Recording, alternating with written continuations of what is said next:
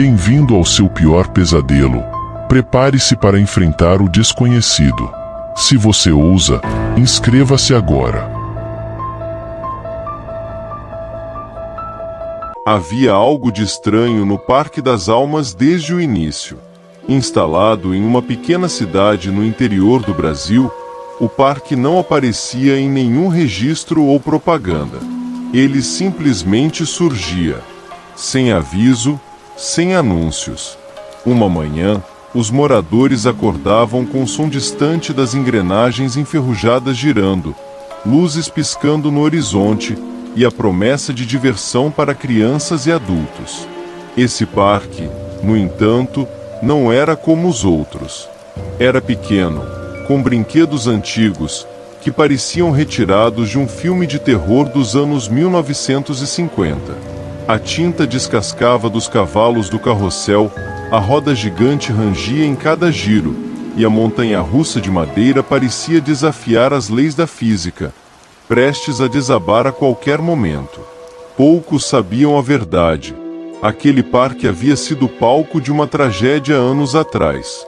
Na década de 1950, o parque foi inaugurado por uma família circense que levava alegria a pequenas cidades do interior.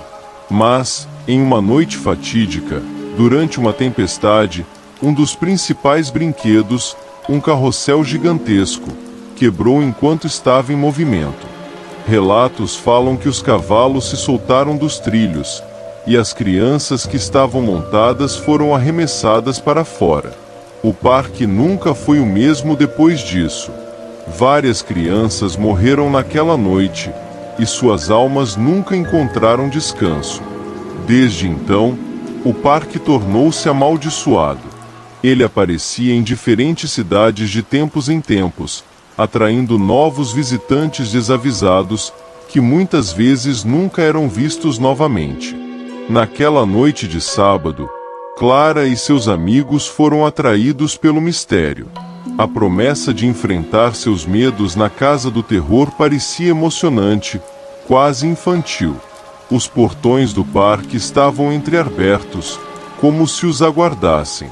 À medida que se aproximavam, notaram a entrada do parque mal iluminada, com uma única lâmpada pendurada, balançando levemente ao vento, lançando sombras que pareciam distorcidas e erráticas. O silêncio era perturbador. Nenhuma música de fundo, nenhum som de gritos de emoção ou risadas.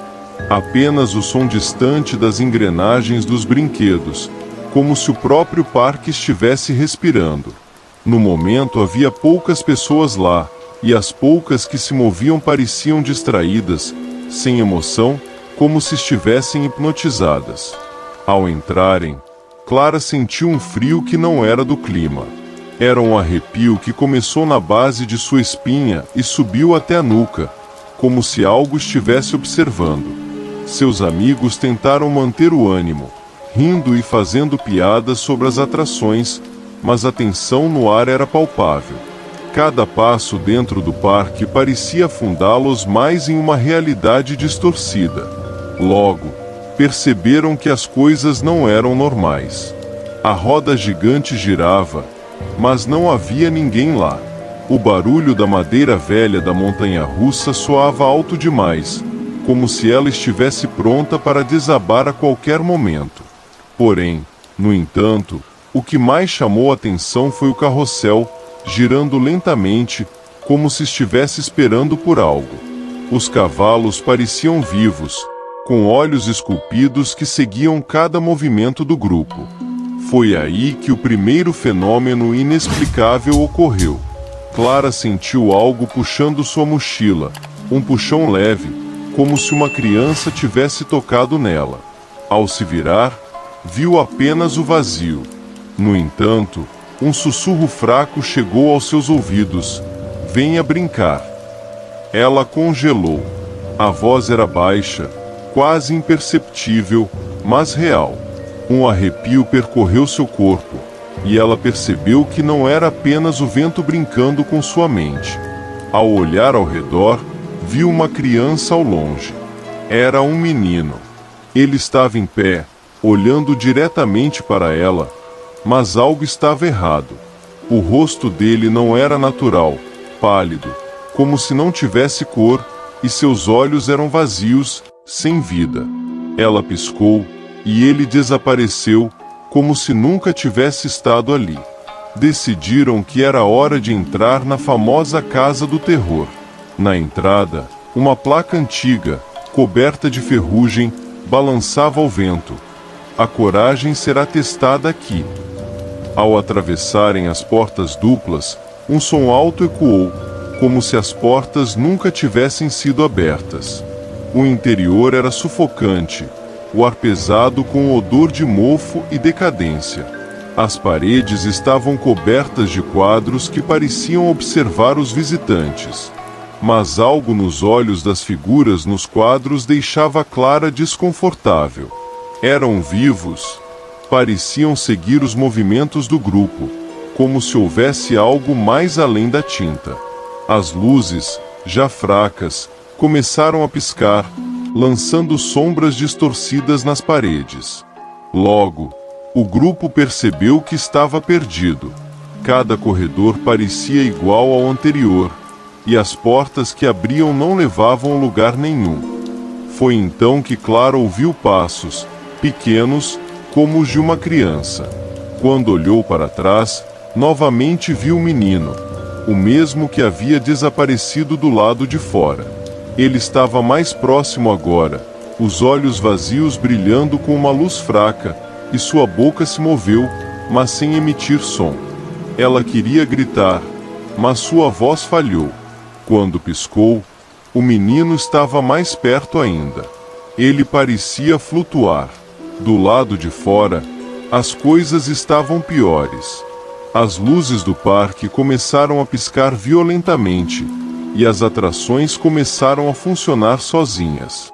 O som das engrenagens se tornou ensurdecedor, e os brinquedos, que antes estavam vazios, agora estavam ocupados por sombras. Sombras de crianças, com rostos distorcidos, como se estivessem em agonia. O carrossel girava mais rápido, e os cavalos pareciam se mover por conta própria, suas cabeças torcendo em direções impossíveis. Os gritos de pavor dos bonecos nas barracas de tiro ao alvo ecoavam pelo parque. Clara percebeu que o parque não era apenas amaldiçoado, ele estava vivo, alimentando-se do medo daqueles que ousavam entrar.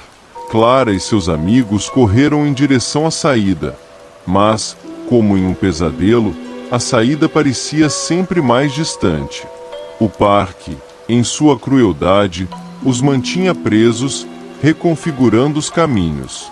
Os gritos ecoavam ao redor deles, e agora era evidente que os fantasmas das crianças mortas naquele fatídico acidente ainda vagavam por ali, aprisionando novos visitantes a cada vez que o parque surgia em uma nova cidade.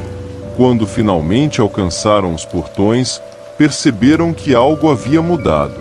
O parque estava vazio. O som das engrenagens cessou, as luzes pararam de piscar, mas eles não estavam mais na cidade que conheciam.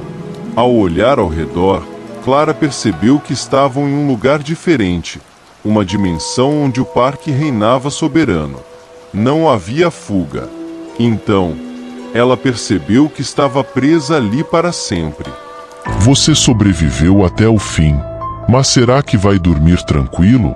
Se inscreva e até o próximo pesadelo.